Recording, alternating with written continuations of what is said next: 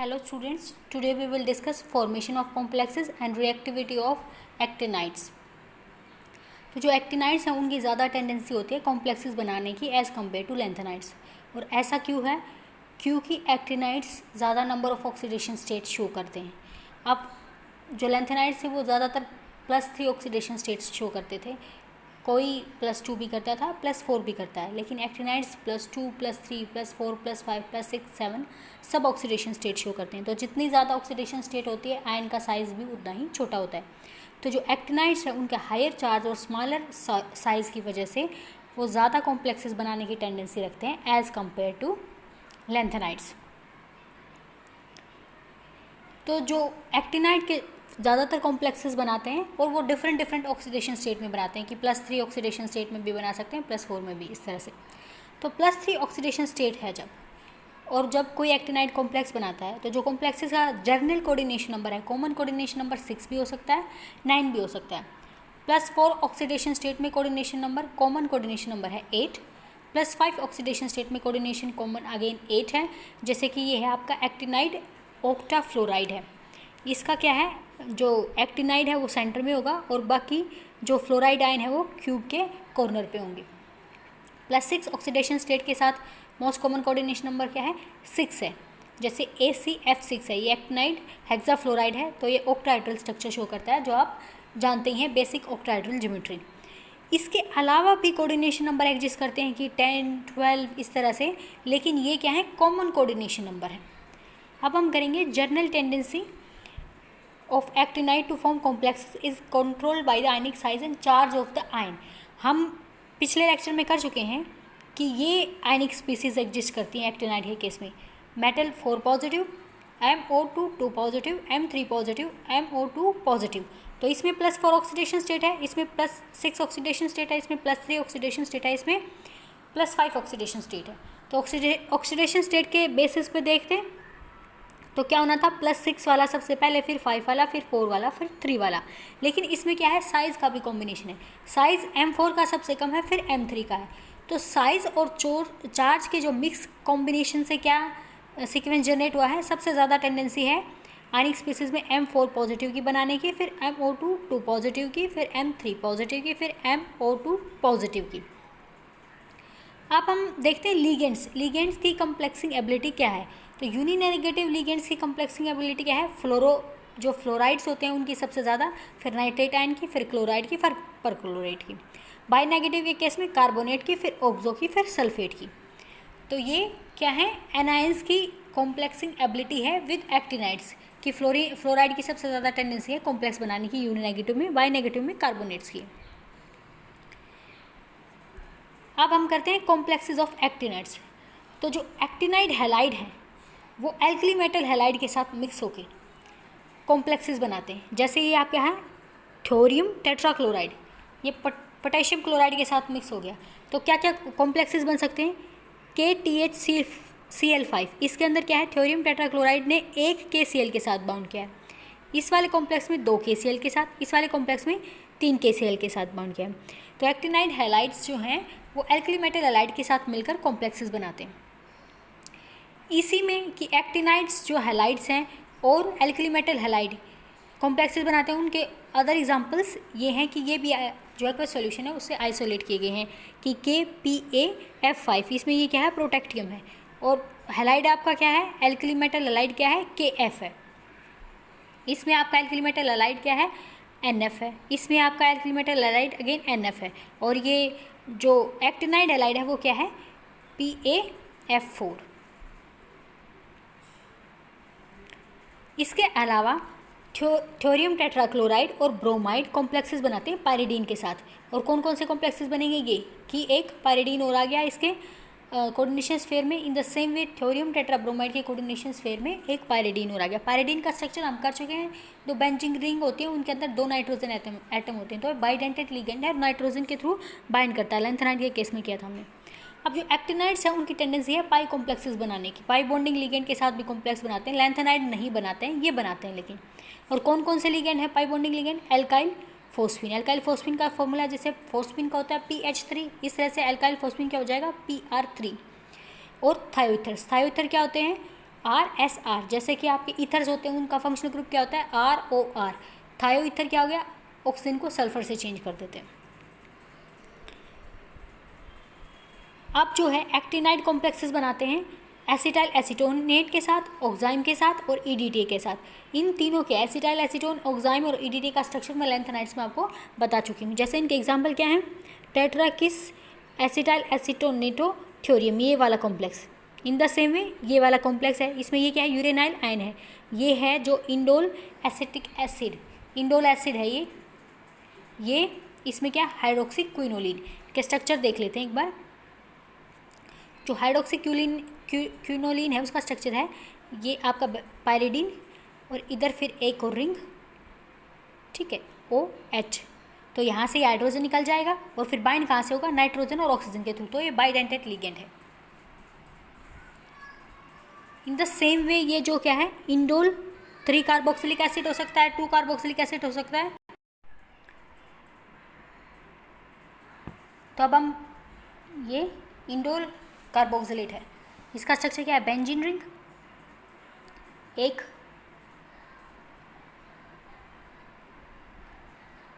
और यहाँ पे कार्बोक्सिलिक एसिड। ये कार्बोक्सिलिक एसिड की पोजीशन कुछ भी हो सकती है क्योंकि इन्होंने मेंशन नहीं किया, ये आइसोमेरिक फॉर्म में होता है। तो बेसिकली क्या होगा, ये जो हाइड्रोजन है ये इरेज हो जाएगा और कार्बोक्सिलेट के थ्रू ये कोऑर्डिनेट करेगा। 2 पोजीशन पे है, मान लो 2 पोजीशन पे है ये कार्बोक्सिलेट, तो यहाँ से ऑक्सीजन और नाइट्रोजन से कर लेगा।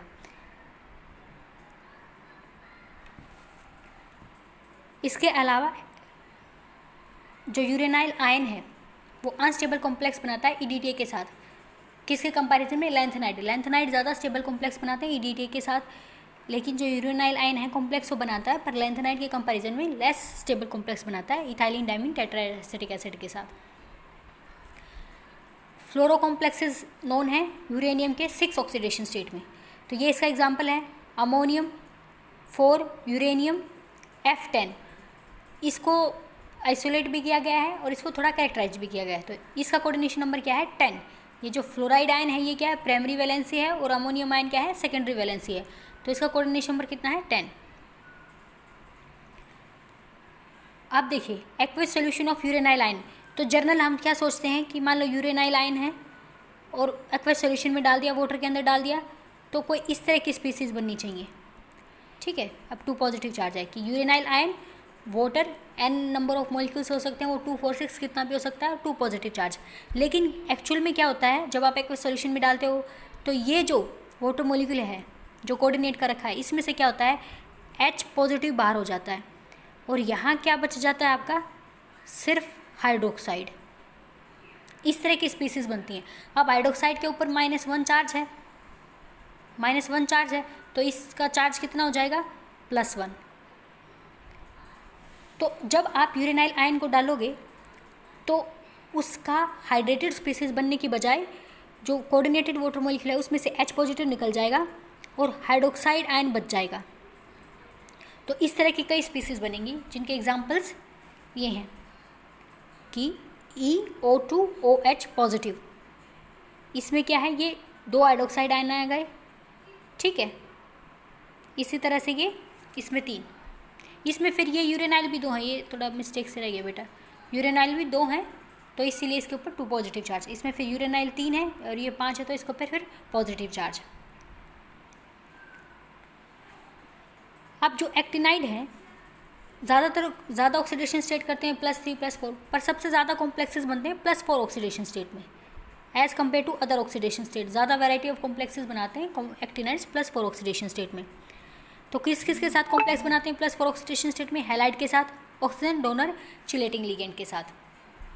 हैलाइड और ऑक्सीजन डोनर का ज़्यादातर हम कर चुके हैं, एसिटाइल एसीटोन वगैरह ये सब। दूसरा है ये किसके साथ कॉम्प्लेक्सेस बनाते हैं +4 ऑक्सीडेशन स्टेट में, ऑक्सो एनायन के साथ। मैंने बताया था ऑक्सो एनायन क्या होते हैं, ऑक्सो एसिड, ऑक्सो सोल्ट बताया था मैंने। ऑक्सो एसिड होते हैं, ऑक्सो एसिड कौन से एसिड होते हैं, जिसके अंदर हाइड्रोजन और ऑक्सीजन होता है और ऑक्सीजन हाइड्रोजन से बाउंड होता है। तो इस सिचुएशन में H पॉजिटिव चला जाएगा। अब ये क्या है, कार्बोक्सिलिक एसिड, ये ऑक्सो एसिड है, तो इसमें से H पॉजिटिव चला गया, एनायन बना दिया, तो ये क्या बन गया, ऑक्सो एनायन। ये नाइट्रिक एसिड से बना है, ये सल्फेट से बना है, ये वाला कार्बोनेट से बना है, ये ऑक्जेलिक एसिड से बना है, ये फॉस्फोरिक एसिड के डेरिवेटिव से बना है। तो फ्लोराइड के साथ ये सब कॉम्प्लेक्सेस बनते हैं।